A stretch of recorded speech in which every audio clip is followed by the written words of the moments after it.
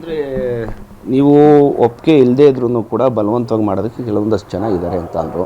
ಅದರಲ್ಲಿ ಇಬ್ಬರು ಹೀರೋಗಳಿದ್ದಾರೆ, ಒಬ್ಬರು ಲೇಡಿ ಒಬ್ಬರು ಇದ್ದಾರೆ, ಅಂದರೆ ಡಾನ್ ಅವರು ಒಂಥರ ಅಂತ ಹೇಳಿಕೆ ಕೊಟ್ಟಿದ್ದಾರೆ. ಯಾರು ಇರ್ಬೋದು ಅಂತ ಸರ್ ನಂಗೆ ಹೀರೋನಲ್ಲಿ ಇವನೇ ಸರ್ ಗೊತ್ತಿರೋನು. ಅದು ಯಾವ ಹೀರೋಗಳು ದೇವರಾನೇ ಗೊತ್ತಿಲ್ಲ. ಎಲ್ಲರೂ ಬರೀ ಹಾಯ್ ಬಾಯಲ್ಲೇ ಇದ್ದಾರೆ. ಅದು ಯಾರು ನನಗೆ ಹೇಳ್ತಾರೆ? ನಂಗೆ ಈಗಲೂ ಯಾವ ಹೀರೋಗಳು ನಂಗೆ ಅರ್ಥನೇ ಆಗ್ತಿಲ್ಲ. ಎಫ್ ಐ ಆರ್ ಮಾಡೋಕ್ಕಿಂತ ಮುಂಚಿತವಾಗಿ ಅವ್ರ ಜೊತೆ ನೀವು ಮಾತಾಡಿದ್ರಂತೆ. ಅದು ಯಾಕಂದರೆ ಅವರೇ ಹೇಳಿದ್ರು ಒಂದು ವಿಡಿಯೋದಲ್ಲಿ, ಎಫ್ ಐ ಆರ್ ಇವ್ರು ಮಾಡಲ್ಲ ಅಂತ ಹೇಳಿದ್ದಾರೆ, ಇದರಲ್ಲಿ ಹಿಂದೆ ಬೇರೆ ಬೇರೆಯವರು ಇದ್ದಾರೆ, ಬಲವಂತವಾಗಿ ಇವ್ರ ಕೈಲಿ ಎಫ್ ಐ ಆರ್ ಮಾಡಿಸ್ತಾ ಇದ್ದಾರೆ, ಇದನ್ನೆಲ್ಲ ಮುಂದೆ ನಾನು ತೋರಿಸ್ತೀನಿ ಅಂತ ಹೇಳಿದ್ರು.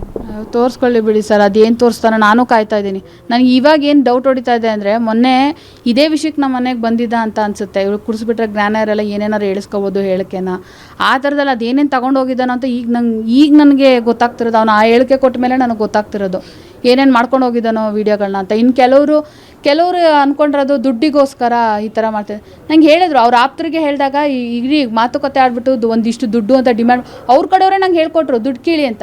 ನನಗೆ ದುಡ್ಡಿನ ಆಸೆ ಏನಾದರೂ ಇದ್ದಿದ್ದರೆ ಇದು ಇಲ್ಲಿವರೆಗೂ ಬರ್ತಾನೆ ಇರಲಿಲ್ಲ, ನಾನು ಪ್ರಾಣ ತಗೊಳ್ಳೋ ಲೆವೆಲ್ಗೆ ಹೋಗ್ತಾನೆ ಇರಲಿಲ್ಲ. ದುಡ್ಡನ್ನ ಇದ್ದಿದ್ದರೆ ನನ್ನ ಹತ್ರ ಎಲ್ಲ ಸಾಕ್ಷಿಗಳಿದೆ, ಕೊಟ್ಟಿರೋದಲ್ಲ. ಅದೇ ನಾನೇ ಕಂಪ್ಲೇಂಟ್ ಕೊಟ್ಬಿಟ್ಟು ನಂಗೆ ದುಡ್ಡು ಕೊಡಿ ಅಂತ ಅಲ್ಲಿಗೆ ಮುಗಿಸ್ತಿದ್ದೆ ನಾನು. ಎಫ್ ಐ ಆರ್ ಲೆವೆಲ್ಗೆ ಮತ್ತು ನಾನು ಪ್ರಾಣ ತಗೊಂಡು ಹಾಸ್ಪಿಟಲೈಸ್ ಆಗಿ ಲಕ್ಷಾಂತರ ರೂಪಾಯಿ ಖರ್ಚು ಮಾಡಿ ನಂಗೆ ತಲೆ ಕೆಟ್ಟಿದ್ಯಾ? ಅದೇಂತಕ್ಕೆ ದುಡ್ಡುಗೋಸ್ಕರ ಈ ಥರ ಪ್ರಚಾರ ಮಾಡ್ತಿದ್ರು? ನನಗೇನು ಸಿಗುತ್ತೆ ದುಡ್ಡುಗೋಸ್ಕರ ನಾನು ಈ ಥರ ಕೆಲಸ ಮಾಡಿದೆ? ಈ ಲೆವೆಲ್ವರೆಗೂ ನಡೆದಿರೋದು ಒಂದೇ ಇನ್ಸಿಡೆಂಟು. ಸಾಟರ್ಡೆ ಈ ಥರ ನಡೆದಿದೆ, ಮೆಡಿಕಲ್ ಟೆಸ್ಟಿಗೆ ಕೊಡಬೇಕಂದ್ರೆ ಕಂಪ್ಲೇಂಟ್ ಆಗಬೇಕು, ಅದಕ್ಕೆ ಕಂಪ್ಲೇಂಟ್ ಕೊಟ್ಟಿದ್ದೀನಿ, ಮೆಡಿಕಲ್ ಟೆಸ್ಟಿಗೆ ಹೋಗಿದ್ದೀನಿ, ಅಷ್ಟೇ ರೀಸನ್.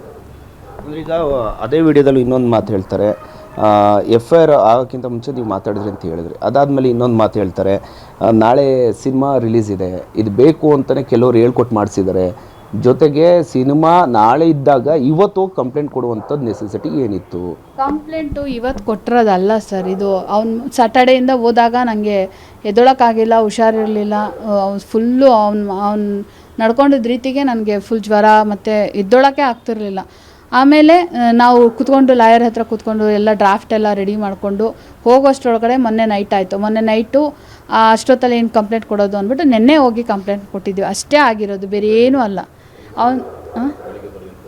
ಅವರೇ ಪೊಲೀಸವರೇ ಹೇಳಿದರು ಬೆಳಗ್ಗೆ ಬಂದು ಕಂಪ್ಲೇಂಟ್ ಕೊಟ್ಬಿಡಿ, ಎಫ್ ಐ ಆರ್ ಮಾಡೋಣ ಅಂತ ಅಂದ್ಬಿಟ್ಟು ನಾವು ಅದಕ್ಕೇ ನಿನ್ನೆ ಕೊಟ್ಟಿರೋದು. ಅದು